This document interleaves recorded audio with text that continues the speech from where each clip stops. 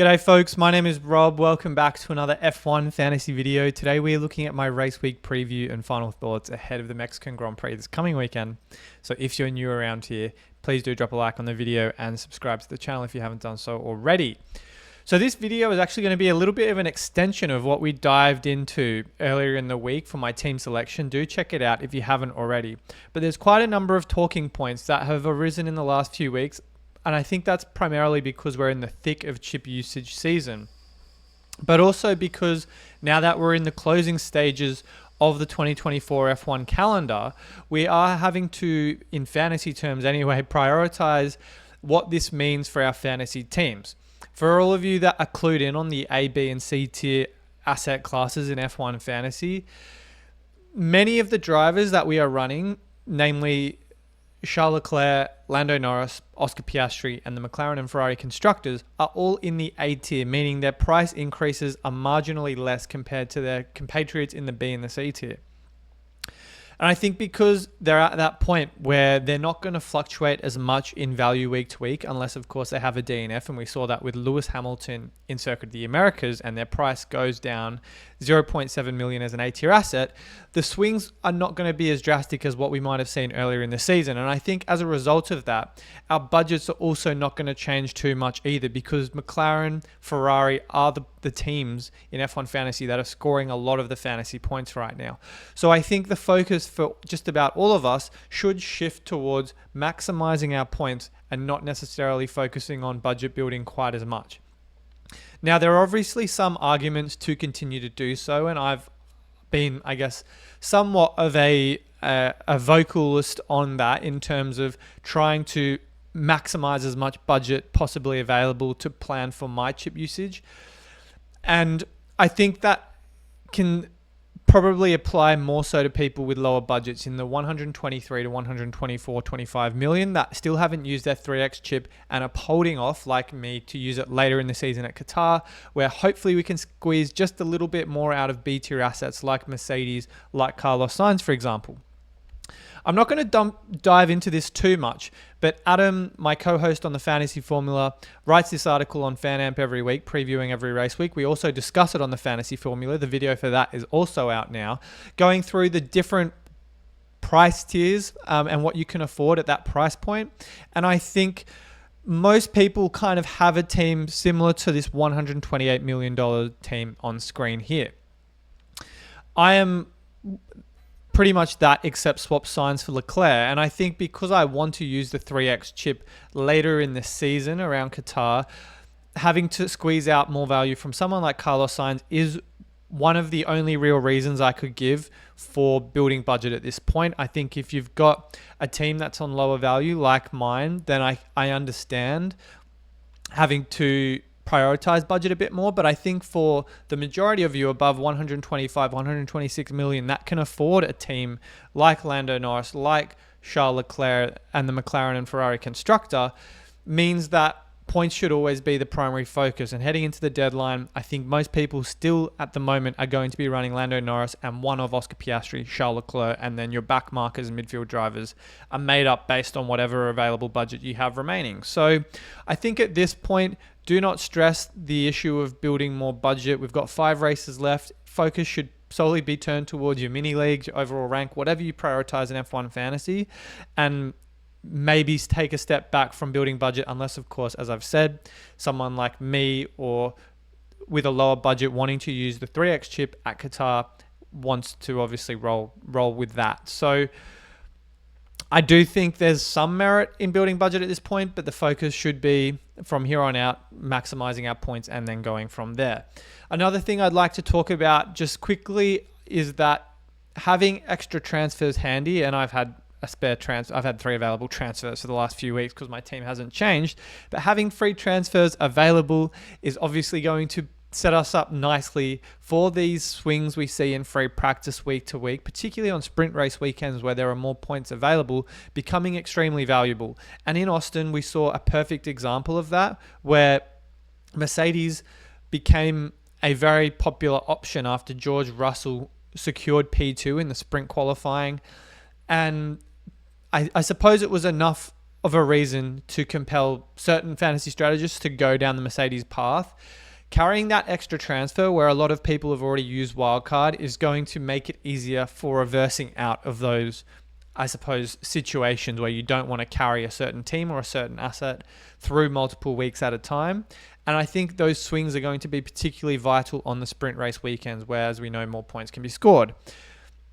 To the contrary, though, you also have those 3 free transfers, for example, to move into a lineup that could become meta or template for the week. And if, for example, Mercedes, who have a pretty good history at Interlagos, the race after Mexico, look good on paper through free practice time, sprint qualifying, whatever it might be, then maybe that's a juncture for 3 free transfers to be used. So I don't think there's much more that needs to be said, but having extra transfers, particularly for the remaining 2 sprint races, will give us that additional flexibility to react to those times we see in free practice and sprint qualifying. I myself have had 3 free transfers every week for the last few weeks. I haven't used them, but I think it's better to have that flexibility if you can to obviously respond to let's say knee-jerk results or times in those sessions before the deadline.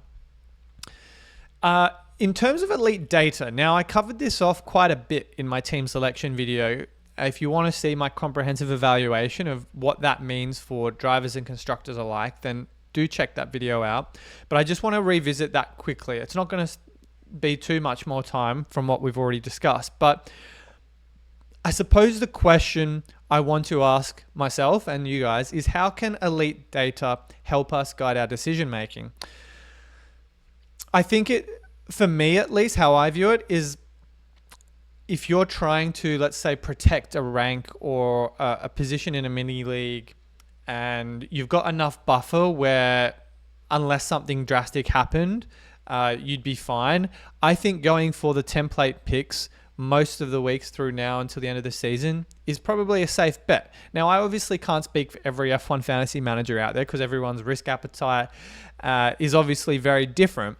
But I think covering off the template picks at their respective price points is probably the way to go. And then using differential picks in those non-constructor or non-2x slots is, in my opinion, a nice way to take an educated risk or change to your lineup without obviously putting yourself at a really big risk of losing rank in one weekend if something was to go drastically wrong. And what I mean by that is, I think the assets that are very template, and template for good reason right now, is the McLaren constructor, owned by 97.2% in the Patron 500 and 73.4% for Ferrari. I think Mercedes is a prime example of what we saw in Coda, where it looked good, but was already very low owned, and taking a risk on them as a constructor was going to obviously come with some upside, given it was a low owned differential. But if it went pear shaped, the risk or the downside was going to be even much more significant. And I think quite a few people that took a gamble on them maybe ended up with Lewis Hamilton, for example, on the 2X, and when they multiplied his final weekend score, it wasn't a pretty sight. So I think taking punts on assets that aren't necessarily in the constructor category or even in the Lando Norris category, for example, is probably how I would play. That's how at least I'm playing my own game right now. And I do stress, play your own game. Don't let me obviously kind of push you down one avenue, but I do think there are certain opportunities that can still be exploited and have high upside in F1 fantasy. So I think Norris, Colapinto, he's the cheapest asset in the game and producing really good production at his price point every week. Even Alex Albon, whose ownership dropped off a little bit, I still have a lot of confidence in, coming off the back of a $0.5 million increase in Austin. And then after those 3 drivers, assuming you're on a 2 premium driver lineup with McLaren and Ferrari, I think the rest is open for interpretation. I really like Piastri. I still stand by the fact he is, on his day, a top 2 F1 fantasy asset. But you've got someone like Charles Leclerc at an equal price point, more or less, for, let's call it 36 percentage points lower than Oscar Piastri. And I think that was what we saw in Austin, a perfect example of, unlike Lewis Hamilton being a downside risk, Leclerc being an upside risk. And people who moved to Leclerc, and I think it was, looking at this statistic, people moved away from Leclerc, but I think going off free practice, sprint qualifying, you name it, is, I think, a good yardstick at the very least to benchmark those decisions. And Charles, obviously at 18%, very low owned differential in F1 Fantasy. I'd say a differential is probably 15% or lower, and kind of he's sitting just above that. So I still think a lot of upside for him there. So think about someone like Charles Leclerc, even Carlos Sainz. I don't know if he's necessarily going to replicate that kind of performance every week, because we know Leclerc is the better Ferrari driver. But for someone like me, if you have a similar budget, Sainz is a perfectly good differential if we're seeing that kind of performance in practice. Liam Lawson, another one, an absolute flyer on the weekend, up to 10.7 million, and his best F1 fantasy score for him over the last 2 years since he's been in the sport. So I think Lawson also becomes a very attractive candidate. But I think that's kind of how I would structure our teams for the run into the season. If you want to take more risks, then feel free to. But I do think you're not obviously having to go into the deadline with 2 or 3 assets under 20%. And then if anything goes bad to 1 or 2 of them, a lot more could go wrong. So I think, as I said, everyone's got their own risk appetite, but I do suspect there's maybe some method to the madness with planning out which drivers you want in which slots and how you want to structure your team based on the budget available to you. And then I suppose chip usage is also going to be very important. I'll get the elite data back up in just a second, but we saw a lot of people use the 3X in Circuit of the Americas. I think quite a few people will still have to use it in the next 2 sprint races. And I do suspect Qatar is becoming the popular track for that, given it's the last race of the season and people are migrating towards that as I suppose the do or die 3X track. Interestingly enough, in the Patron 500 data I had up on screen just before, I'll bring it back up in just a sec, 52.7% of players in that sample size are still yet to use their 3X, which I think is a huge number. So we can see here on the bottom right hand that 47% of players have already used it. You can see Limitless, the most widely used chip, almost 90%. So I feel like that's ruling out most people who are engaged, but there might be a couple of you still planning to use it. And I think Limitless and 3X, I'd just go, let's call Limitless and Interlagos 3X in Qatar if you're asking. But I do think it really paints an interesting picture for the other chips that are still to use. No negative, I think it's 72.7% of people who have used it. The remaining 27.3%, I think I wouldn't be surprised if we see them angling to use it in Brazil. And we may see quite a change in the ranks as well now that we've moved past Austin. We've got two chip heavy weekends coming up in Interlagos and again in Qatar. So I really do think there is some merit in monitoring the chip usage percentage and obviously how that can change our thinking heading into the last kind of stanza of the season. So that's pretty much it on the planning ahead component. Power rankings, I'll just go over quickly. These are my perspectives on each of the drivers. I think Lando Norris and Charles Leclerc, the best 2 drivers for their price. I guess points per million wise at least. Max Verstappen I have above Oscar Piastri, only because I would have him above Piastri if you have a team budget of more than 130 odd $130 million. Actually, the article that I had up on screen before from Adam's probably not a bad representation of a team that could afford Max Verstappen. And why do I like Max Verstappen? Primarily because he's in a car that seems to have turned it around. He looked great from what he could do with the car at Circuit of the Americas. I don't think that's going to change anytime soon. He's won the last 3 races at Mexico. And if there's anyone who can get the job done in an underperforming car, it's him. So I like Max and Charles. I like that kind of double up for this weekend if you have the budget to go for him. And that's why Piastri for me is just slightly down the list at the moment. But if your budget's kind of a bit lower, then Piastri is a perfectly fine option too. Sainz stays as my favorite driver in the B tier based on what we've seen from him. And Lewis Hamilton drops into the B tier after that $0.7 million price drop following on from his DNF last weekend. I have green arrows next to Colapinto and Albon, but that's exactly where they were a week ago, so I don't think there's any change there. I really like Liam Lawson.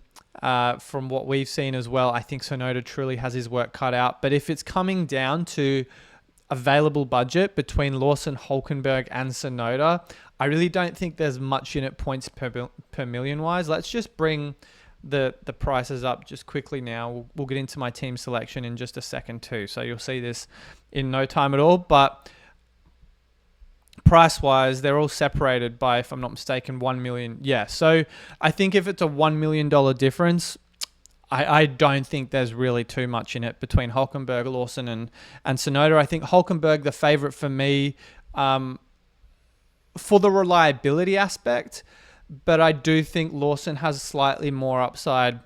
I just was so impressed by his drive on the weekend, and that was with a grid penalty too. So imagine what he can do when he hasn't obviously had to take any kind of handicaps, let's call it, heading into a weekend. So I'm expecting big things from Liam heading into Mexico.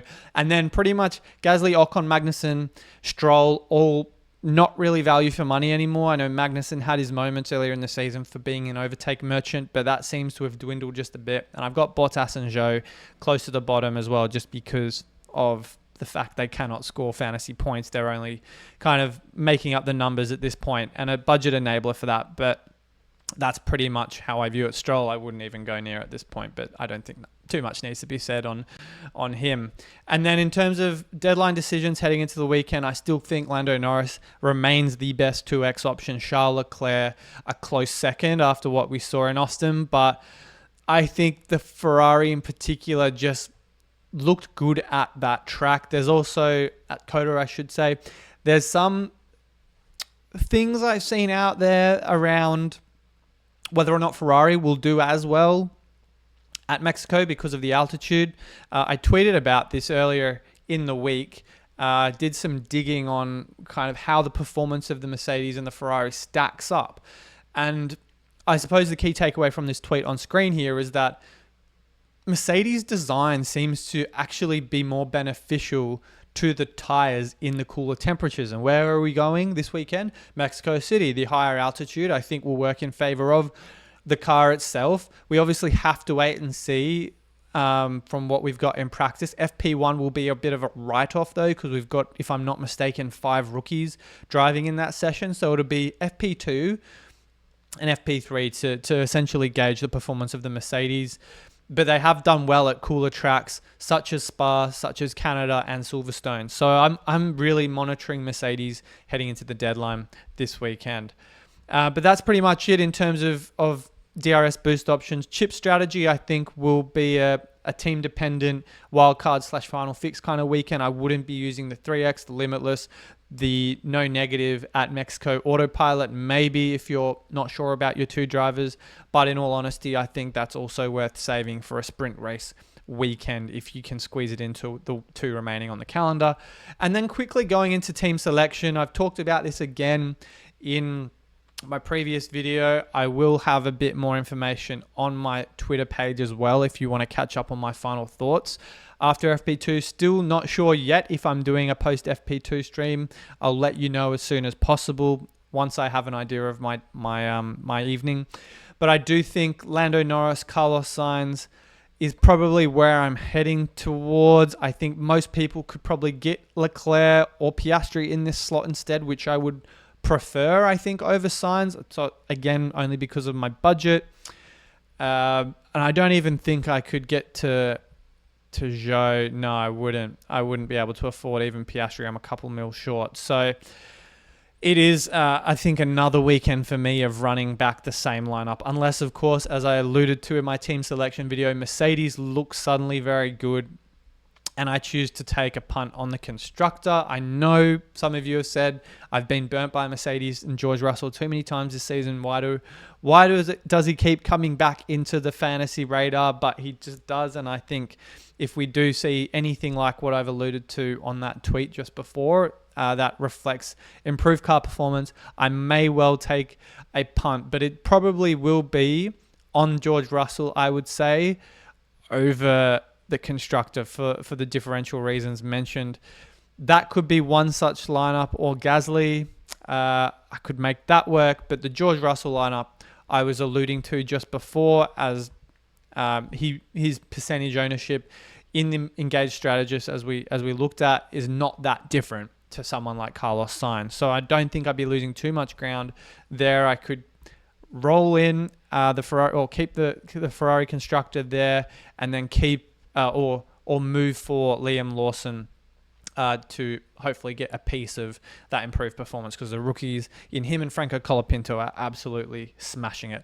But that's going to be it for now, guys. As I said, I'll let you know as soon as I'm aware of my availability on Friday, if I'm going to be doing an FP2 deadline or post FP2 stream. But that'll be it for now. Appreciate all the love and support on the video so far. Good luck with your teams this weekend, and I will see you very soon.